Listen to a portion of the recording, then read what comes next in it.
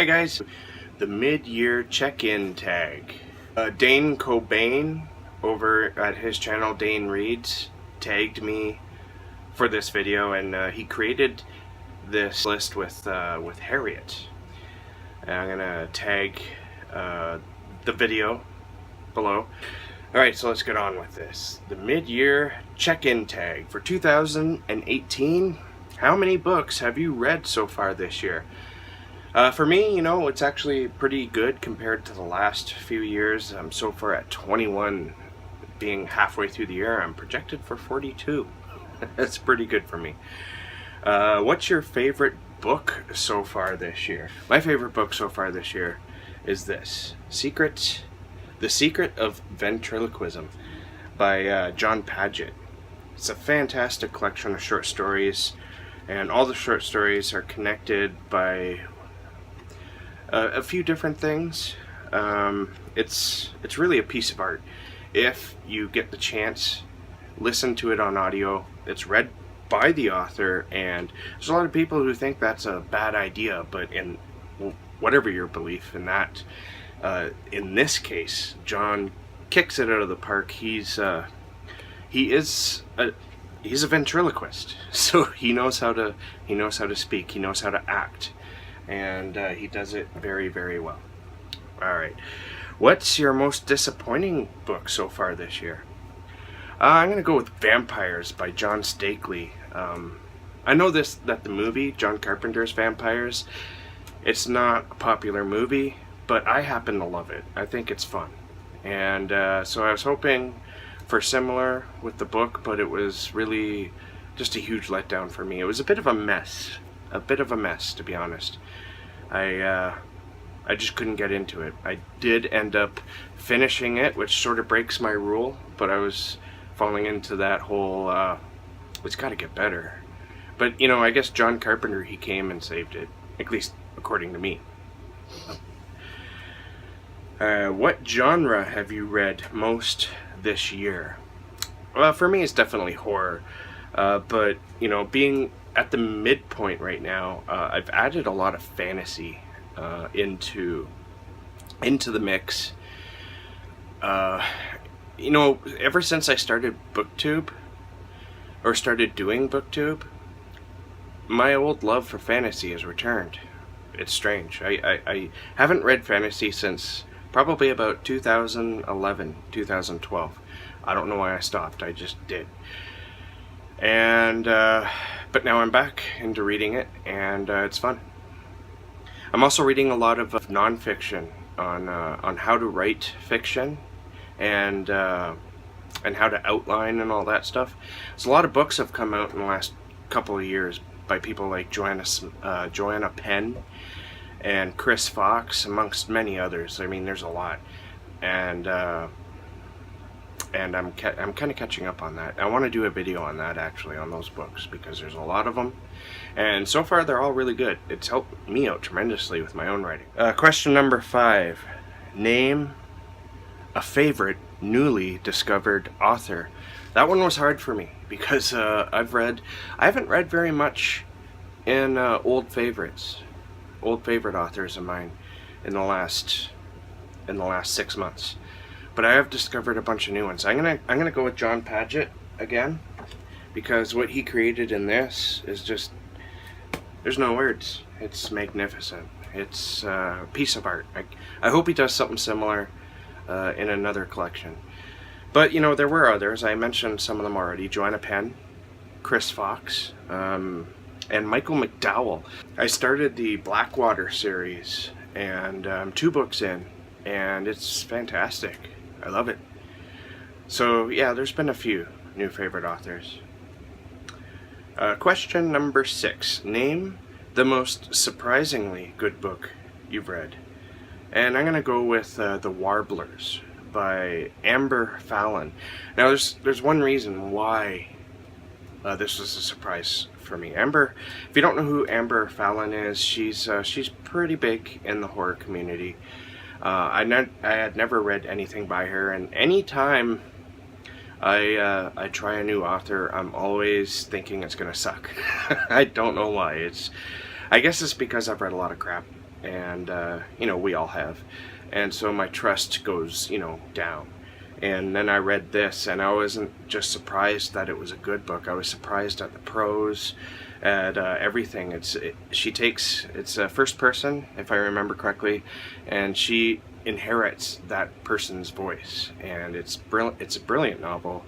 So maybe one or two plot holes in it, but that doesn't matter in the long run. The whole thing was just, it was a lot of fun to read, and so I'll go with that one. Question number 7. Name your favorite and most anticipated 2018 releases. I need to grab my laptop here because I got a list. Alright, so I'm most looking forward to Tiamat's Wrath, which is book number 8 in the Expanse series by James S.A. Corey. I gobbled these books up last year, all on audiobook too, all within 2 months. There's about 6 books that I listened to in a span of 2 to 3 months. That for me is a record. I absolutely fell in love with this series, so I can't wait for book number 8. I'm also looking forward to Raymond E. Feast's, I think that's how you pronounce his last name, Feist. He released a new book recently called King of Ashes. Now, Feist, he's the guy that I started reading fantasy with, and that was obviously with Magician Apprentice, and I absolutely loved that book and the rest of the books, and I've read a couple of more series and set in that world. So this book, King of Ashes, is apparently set in a brand new world, and I can't wait to dig into that. And also Blood Standard by Laird Barron. Laird is one of the most popular horror / weird fiction writers working today, but this book is a departure, and it's his first, I think it's more of a mainstream crime fiction, and I'm really excited to see what he'll do with that. If you've ever read his short fiction, you know that his fiction is it's not easy to read, and it's not always the most reader friendly, but the things he brings up in his short stories are like, wow. So to see what he does in crime and more of a mainstream format, it'll be interesting. I thought honestly I had this pre-ordered. Apparently I didn't, so I need to order it. I want a hard copy, and probably the ebook. And just a little self-promotion, I have interviewed Laird Barron a couple of times, so if I remember, I'll put those interviews in the link down here. I'll link them in the comments. Question number 8. What's your next big priority for your reading? Well, I've been reading a ton of fantasy, as I just mentioned, and I need to finish Way of Kings. I put that down a couple of weeks ago. It's one of those books where you can do that. It's almost like watching a TV show. Each chapter is its own little episode, and I love the book, but I needed to concentrate on a couple of other things. I'm going to be picking it back up real soon, and I've already bought the second volume, Words of Radiance. This is a beautiful book. The art in here, look at that. That's fantastic. And there's like giant maps. And this isn't quite so thick in the bigger version. It's still over 1,000 pages, but hey, it'll probably take me years to finish just the first 3. Alright, so I've also started rereading the Drizzt series by R.A. Salvatore.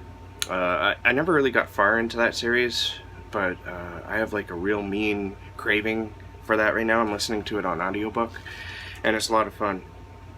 And I would also like to, at some point, tackle the Malazan Book of the Fallen, the Malazan Books of the Fallen. Now, everyone knows that those books are not, not easy reading, not for children. But I really want to explore that world. It seems like something right up my alley, the dark, gritty, nastiness, sword and sorcery type stuff. So, question number 9. What's been your bookish highlight? For me, it's definitely starting this booktube channel. Doing this YouTube channel has put a much needed charge into my reading. And you know, even my reading has expanded a lot since the month and a half that I've started this channel. I've read like 4 or 5 books in that time, maybe more, and that's incredible alone. I guess it's getting close to 2 months now. And who do you tag? I tag a few people here: Lisa West Coast Reads, Regina St. Clare, Justin M. Kelly, Ellis and Books, ThatTaschReads, rainereviews, and C.K. Robertson. Alright, my thanks to Dane over at Dane Reads for tagging me, and we will see you in the next video. Bye-bye. I've seriously put a much needed doing this How do you work this damn thing?